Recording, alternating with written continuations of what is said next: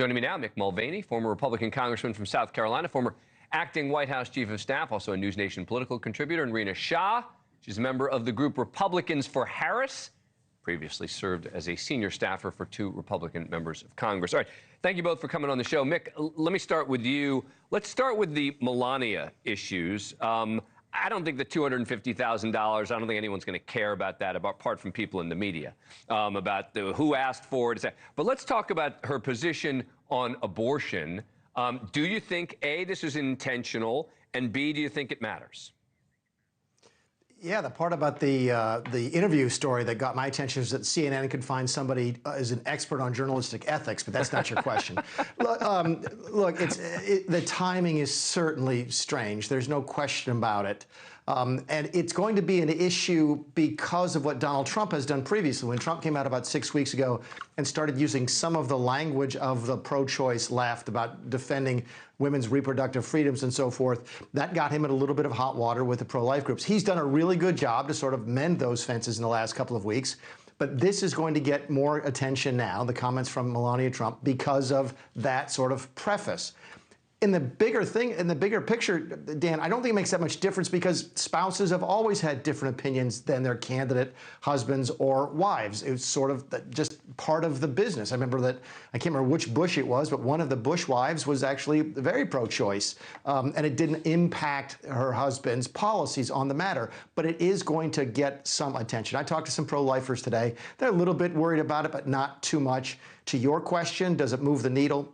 I don't think it does. I don't think there's anybody left undecided in this country. It's just a question of who shows up to vote in November, not people changing their minds right now. Rina, what's striking to me about what she's saying is one of the arguments that J.D. Vance made and Donald Trump made at the debates was, are you saying that abortion should be available to a woman at any point during her pregnancy?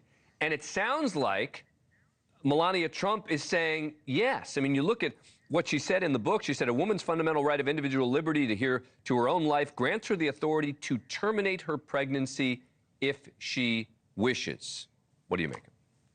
Oh, Dan, it's unfair to say she's even opening the door to any sort of thoughts on what she thinks is right regarding gestational weeks and termination. She's just blanket making a statement that she believes that women have bodily autonomy. I mean, this is the Republican Party I registered with at age 18 that told me freedom was everything. And to me, it just goes back to that saying that we've heard repeatedly for the past 4 years, in particular, the past 2, excuse me, since Roe was overturned. It's that women are not really free and equal citizens in this representative democracy if we don't have bodily autonomy. And now we can get into. I don't want to get into a debate about the bigger picture. I want to talk about the politics of it for a moment, which is that she's coming out and making a big statement about this. It's almost as if you don't think it's that big a deal.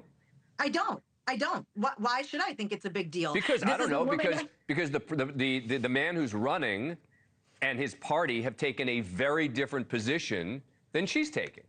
Dan, she's been such an absent spouse, even when she was in the White House. This is a woman who could care less about the man she's married to, Donald J. Trump. Okay. If she cared about him, she would have come out before now and said this, Dan. She would have said it before now. She's not helping him. She could have helped him with this kind of viewpoint months ago. And unfortunately, he's still polling really poorly with women. Yeah. He's untrustworthy on abortion. Why are we making it a thing? And by the way, I don't know what planet Mick is on, but every congressman I served was in lockstep with his spouse, especially on abortion. Well, Mick, a quick response, and then I want to talk about Emhoff. Yeah. Where do you start, Dan? She worked for 2 out of 435. She's probably never met Melania Trump. She's probably never met I don't care to Donald Trump. But look, so anyway, look, your question was a good one. Is it going to have an impact in the election? Let's stay focused on that.